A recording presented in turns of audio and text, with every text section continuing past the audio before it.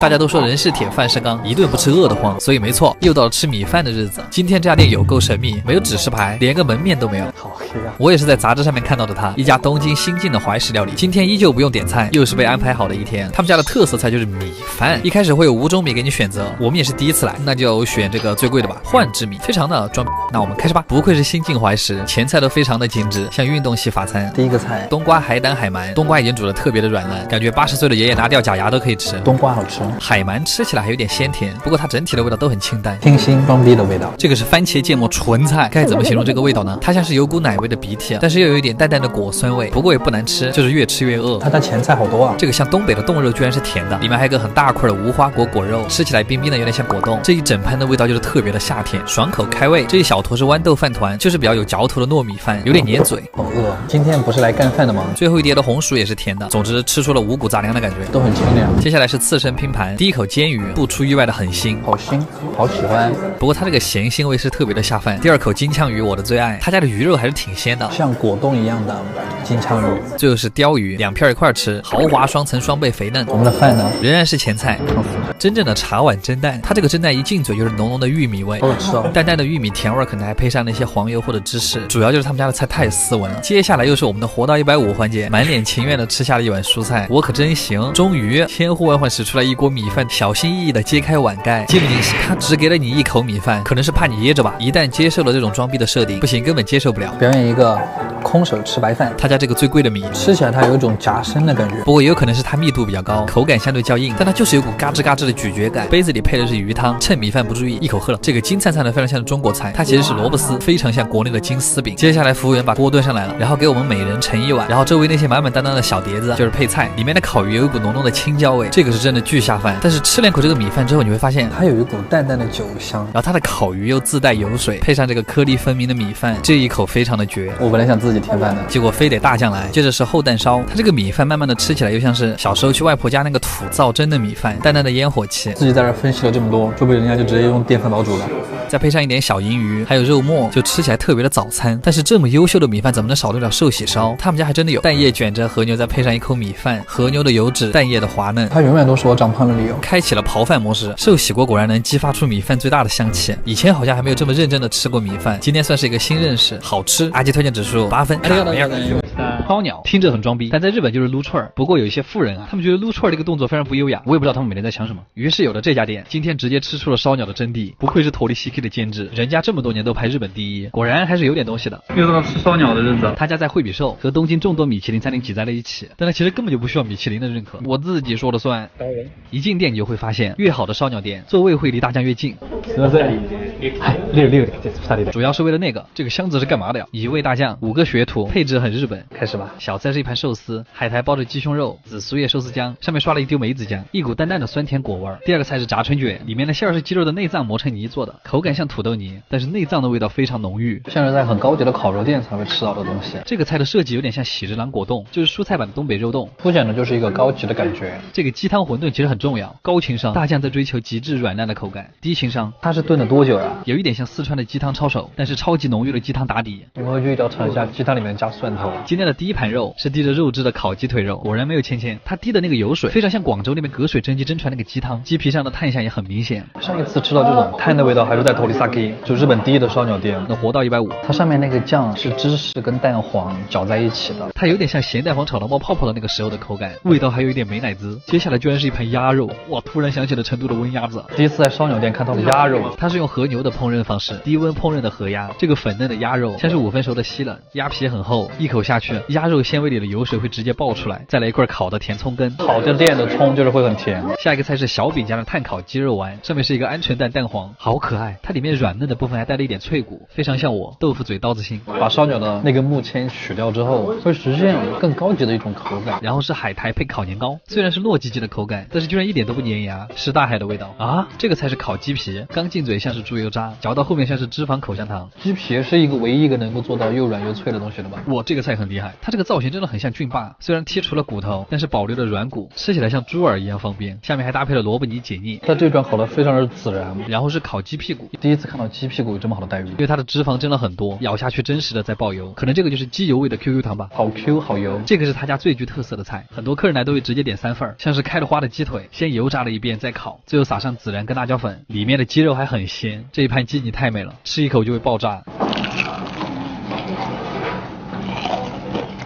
然后是素菜烤红薯，看着黄油融化，还挺开心。就跟日本人很喜欢在西瓜上面撒盐是一个道理，为了让它显得更甜。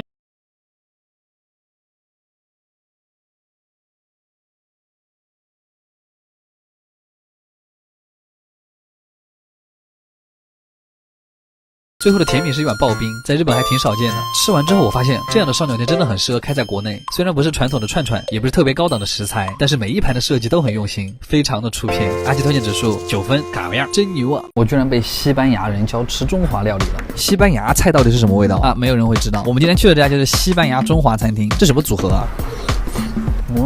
好吃哎！哈喽，大家好，我是阿基。找这家店的时候，我还特意看了一下主厨的資料，好像还开过2、3家中華料理店。看完之後仍然很不放心，这种店真的要吃了才知道。又到了吃西班牙菜的日子。はい、予約したのリオです。はい、ゆう様ですね。朝早く着いた、大丈夫ですか？お席ご案内。お願いします。谢谢，有被刚才的欢迎吓到。这就是今天的菜单，一共11个菜，还有个菜是问号。现在吃个饭也要让我猜了吗？第一个小菜是一杯番茄豆腐皮，它看上去很温柔，但实则很火辣啊，像我一样。好酸啊！好酸啊！然后你们猜这是什么？它是香菜根，已经这么刺激了吗？香菜叶子已经满足不了西班牙人了。风油精的味道，感觉像在喝香水。这个还挺好看，黄油马卡龙，吃了吧。2甜2甜的黄油味，瞬间饿了。然后是一个奶油巧克力泡芙，为什么他们家的前菜都是甜品啊？但是这个真的很好吃，里面是那种炼乳。最后一个前菜是螺肉，上面涂的那个酱是鲍鱼干酱。这个到底有什么好吃的啊？第一个主菜就很惊喜了，口水鸡。你别说，这还真的挺还原的。日本人做的口水鸡有个特点，就是看上去辣油好多，好爽，你完全感觉不到任何辣的味道，口感细腻嫩滑，鸡肉甚至还有点弹牙。然后端上来一份大煎饺，说是要用刚才口水鸡的料蘸着吃，听上去好像有点变态，但我不知道为什么非常的乐意。我还故意把饺子皮戳破，好让那个汁水流进去。这是西班牙人对中华料理的理解吗？酸辣的蘸料中和了肉质的油腻感，放大了肉馅的鲜美，竟然还挺好吃。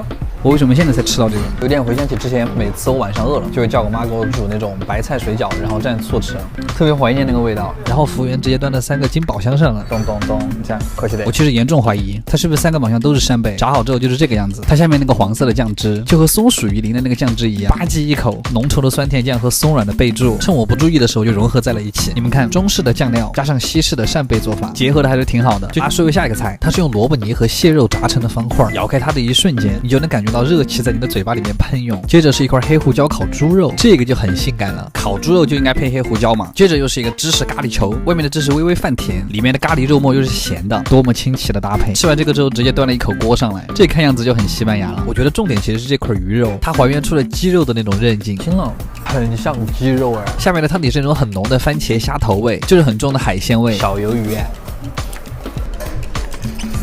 这个才是好吃的，然后再来点主食，西班牙海鲜烩饭，直接是一整盘端上来的。虽然不都是我的哈，但是分给我的这个也太少了吧，就1口的量，我都没尝出个什么味道，什么玩意儿？下个菜，这个菜我喜欢，就是肥肥的牛排，吃起来特别过瘾，因为特别油香。他家的牛排会更加的咸香，瘦肉的地方也很软嫩。今天的牛排居然没有踩雷。然后我们还有一个主菜，你敢信？它叫蘑菇浓汤炒面，拌匀之后，因为炒面的特性，它可以卷上很多的酱汁，你一口嗦进去特别的入味。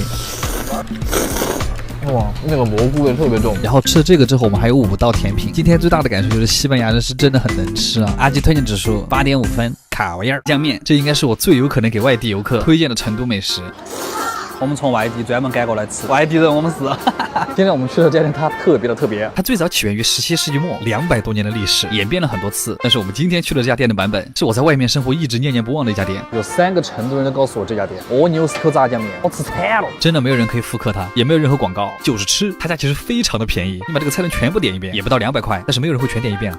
我要一个2两炸酱加脆臊加牛肉加煎蛋，然后再要一个红油饺子，然后要一个鱿鱼抄手，来个最多块。哦，惨了！吃面之前先来一碗粉蒸肉，它这个是那种很老式的小蒸笼牛肉，装盘之后会淋红油和蒜泥，不用咀嚼就能感受到粉质的细嫩，切得很小，所以牛肉更入味儿。回到成都之后吃什么，我感觉都很辣。我觉得它这个臊子加到豆腐脑里面肯定也很好吃，别跟我争论什么甜豆腐脑啊。然后这个是用来味觉修正的，它叫醉豆花。我跟你说，他们家的醉豆花真的是很无敌啊，喝到嘴里就是冰冰凉凉的醪糟味，但是它那个酒酿的味道若有若无，它不会盖住豆花那个很细腻的味道，但它又很有存在感。它的醪糟的比例特别的好。然后就是炸酱面了，我一般还会配个红油水饺，讲究一个主食配主食，长胖又备食。我点的太多了，我没有想到你们家那么多。其实炸酱面的精髓就是把那个臊子和转，他家是成都特色的湿臊，但是我喜欢再加一份脆臊，口感会很奇妙。哎压了，和炸酱面真的是成都人的一门手艺。它面用的这种成都很挂料的，而且很粗的棍棍面，入口先是那个辣油的冲味，然后就是料汁里面那个淡淡的甜味，感觉酱料和面条的融合度很高，真的太香了。这家店出名只有它道理。